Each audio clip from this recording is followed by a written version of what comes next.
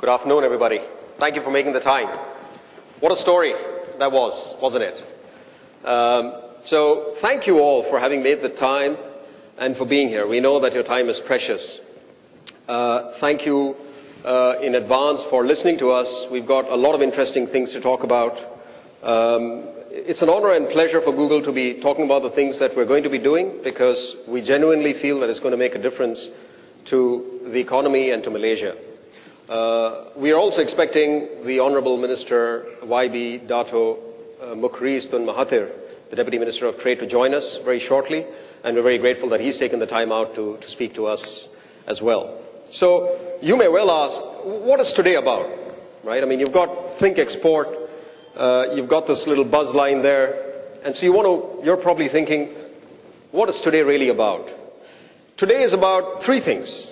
Today is about opportunity, today is about Malaysia, and today, very importantly, is about you. So why don't we start with opportunity? When you think of opportunity, think of 1.9 billion people who are online. So that's 1.9 billion potential customers. Because Think Export is not really Think Export in the traditional sense. What we really want you to do is to go outside and to bring those 1.9 billion customers who are online, who are out there, into your business. When you think of opportunity, think of 1 billion queries a day. And you're probably asking, Sajith, what does 1 billion queries mean? Why is that an opportunity? Well, if you believe that the act of searching, if you believe that the act of putting in a query is the purest expression of intent there is, then isn't that 1 billion opportunities? Think about it, right? Because nobody is forcing you to put that query in. You do this yourself. 1 billion queries, give or take a few, every day globally is what we see on Google.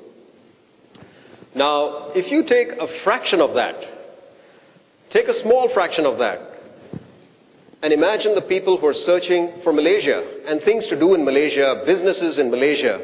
If you take a small fraction, a small percentage of that, you've got about a few million people who are putting in tens of millions of queries about businesses in Malaysia. That is opportunity. There's a lot of opportunity today that we're going to speak to you about. Today is also about Malaysia. Data tells us that about 99% of businesses in Malaysia are small and medium enterprises. It's an incredible statistic. Now, think of the fact that you can reach that audience out there through e-commerce, through the internet. Think of the ability, the opportunity to expand geographies without having to build physical locations. Imagine the capital that you're saving, right?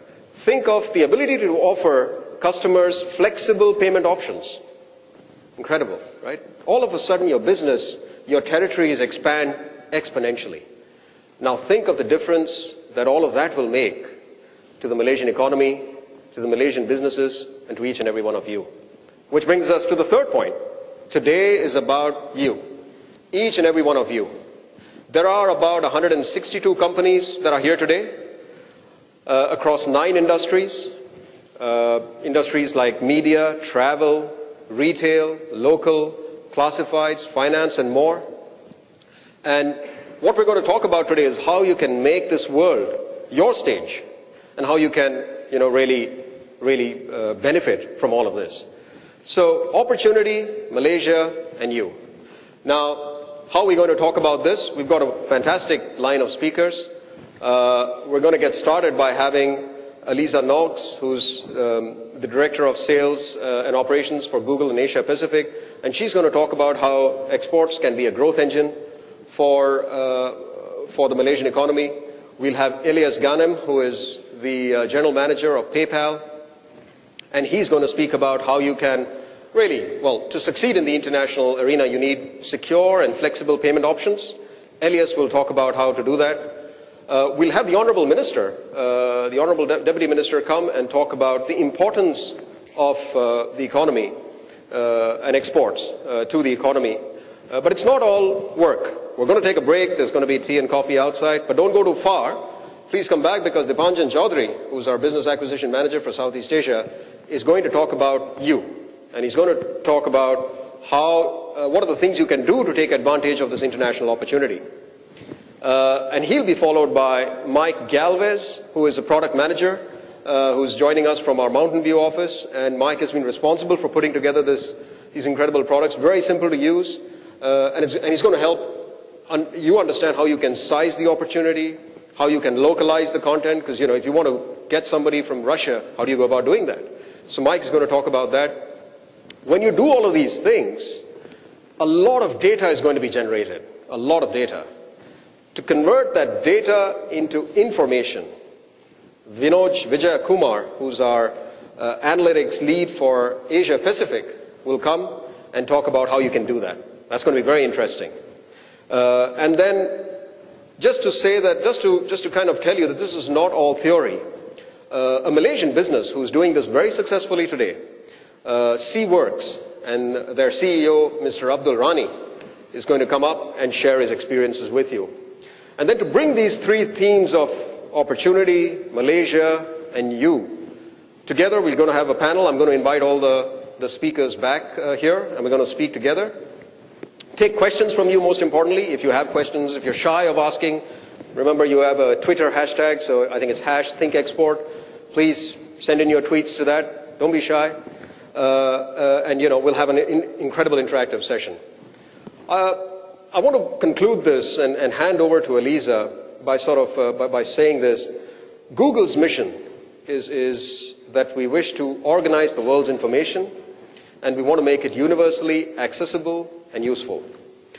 But today is about organizing your information, your services, and making that universally accessible and useful. With that, I'm going to hand over to Aliza. Thank you.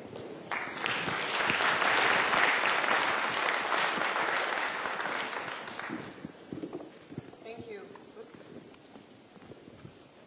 Most people don't need a mic to hear me, but just in case. Thank you all for coming. Thanks, Sajith. That was a great introduction for what we're going to do today. One of the interesting things we covered earlier in the day with the Malaysian press was that the timing of this event is related to the fact that just last week we launched 2 new products that relate to export and relate very specifically to small businesses. And those are the Google Global Market Finder and Google Ads for global advertisers. So as we go through the day, you'll see little bits of those products, and then Mike will be specifically taking you through some demos of how to use them.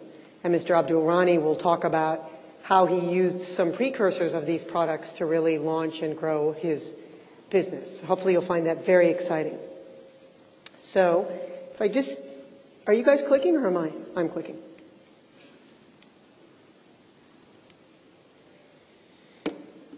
So as Sajith mentioned, this is about Malaysia and opportunity and you in varying orders.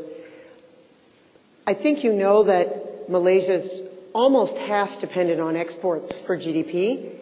And I believe from what I've been reading in the press that there's a lot of emphasis from the government, and I think the Honorable Minister will talk about that too, in terms of export being a way for Malaysia to grow. You're already Southeast Asia's 3rd largest exporter. And you have a history of exporting obviously rubber and palm oil in early days, but if I look at our Malaysian client base today who are exporting, just as an example, we have everything from pewter to travel to consumer electronic parts. So I think it's not limited to what's historically been available. There are lots of very interesting and creative small businesses trying many things in Malaysia. In fact, I think there are about 600,000 small businesses. And so hopefully many of them, and you're at the forefront today, will have the opportunity to use some of these tools. Export's growing. In many countries in Asia, it's growing faster than the total GDP. And Malaysia, again, like many countries in Asia, has traditionally exported to large world markets, US, Europe.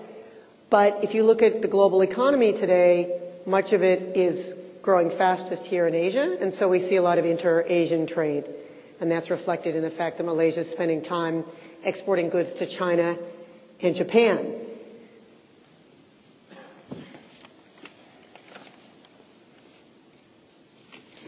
As Sajith said, when we're using export here and export to grow your economy, it's not only sending goods and services out of Malaysia, but also because this product that we'll talk about enables you to do translation for free, enables you to find markets for your customers for free, it really helps you find those people who, as Sajith said, are looking for things in Malaysia. It allows you to market your hotels or your media services outside Malaysia, or healthcare or education, and bring people in.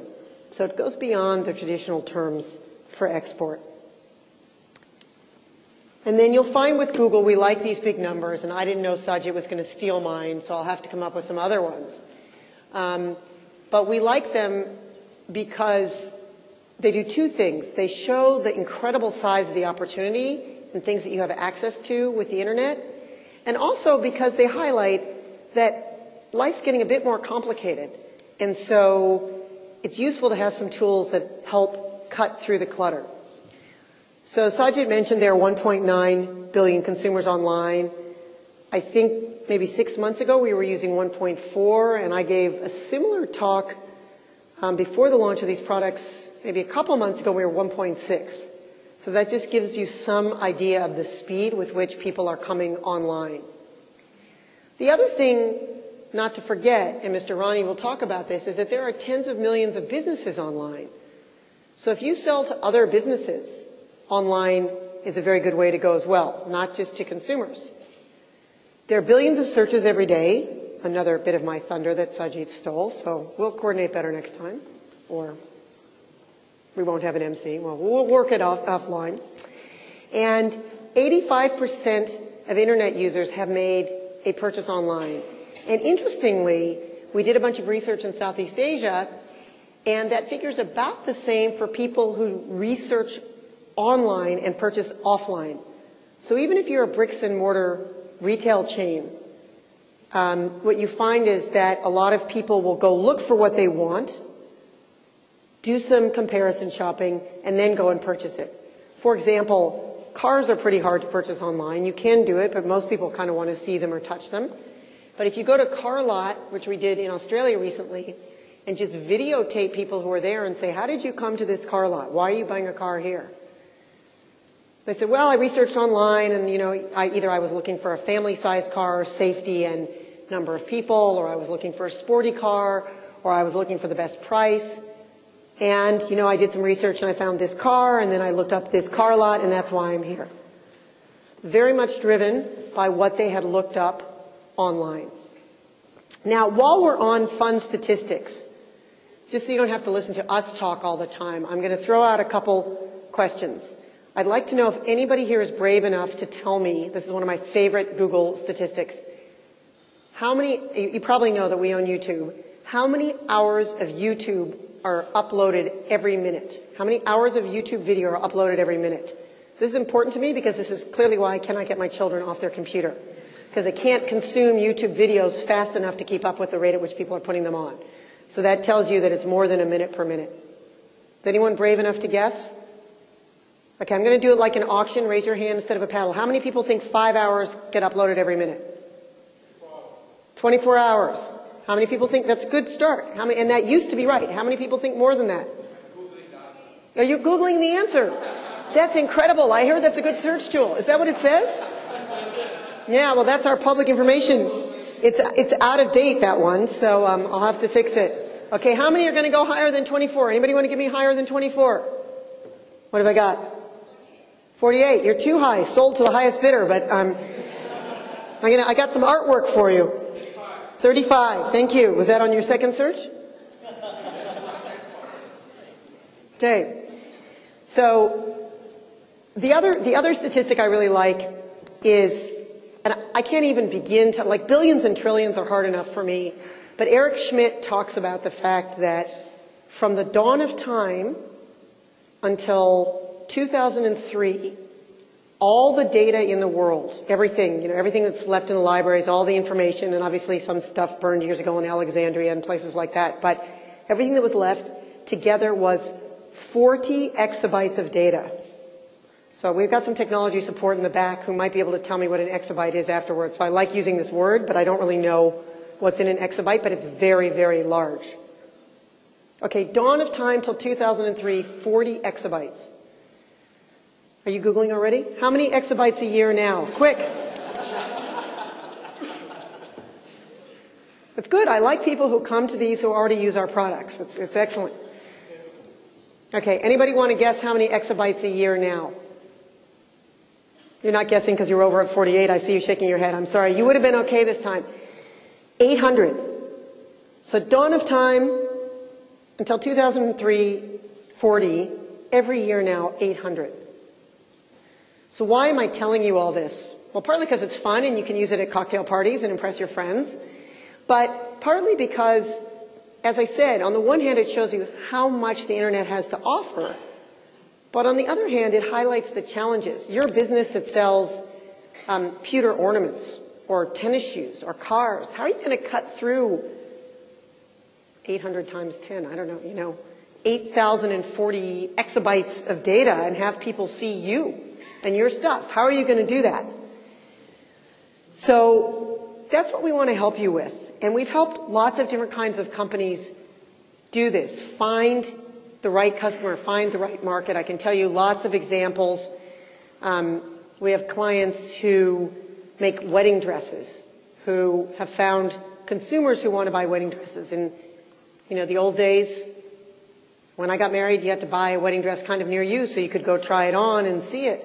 Now you can go online, see a bunch of custom-made ones, get a beautiful one for probably less than you would have paid at home, and be exactly what you wanted as opposed to something that was ready to wear. So let me tell you how we're helping businesses do this. So these are some of our statistics up again, so you see the search, but one of the first really important things here is that we have 181 domains, 132 languages, and we have a translate tool, which Mike will talk about later, that for free helps you translate your website and your keywords. How many people here already use AdWords? Any of you? Great. So just bear with me for a minute, but for the people who don't, the basic way that Google works for businesses is twofold. When someone does a search, the middle of the page is the organic search, so a relevant listing comes up.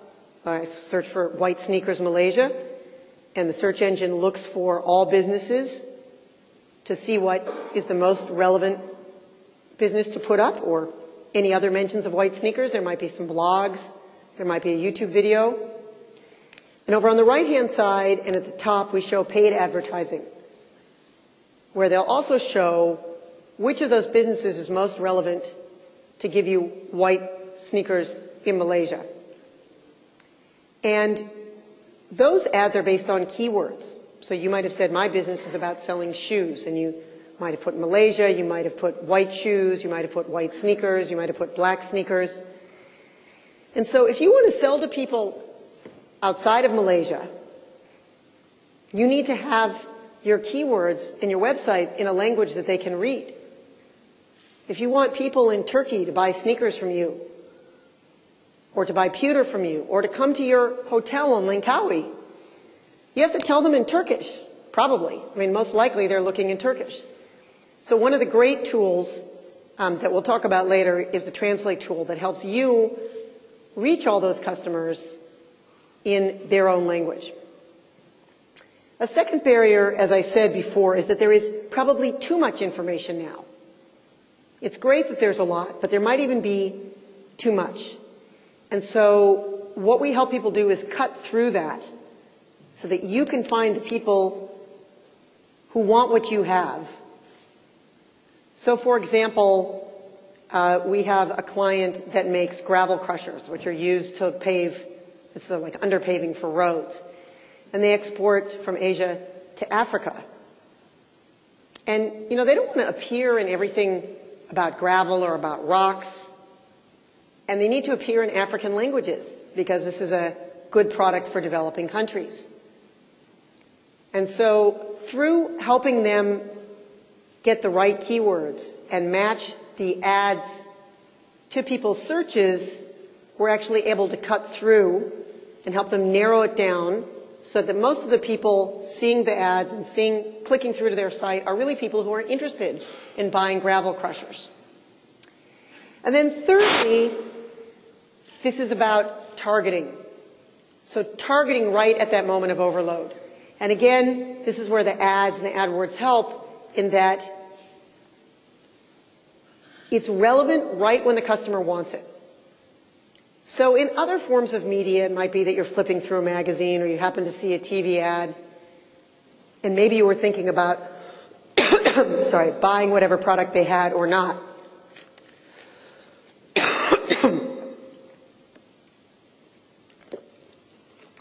But with Google, as Sajith said, you're getting them right when they're looking for this, exactly at the moment that they're looking for what you have to offer. Sorry. I'm almost finished, and I may have to finish early. So what I want to conclude with is that we already have 1 million plus businesses online. Hundreds of thousands of them are already exporting. And they're doing it through the efficacy of the ads, through the ability to translate with us, through the ability to target with us.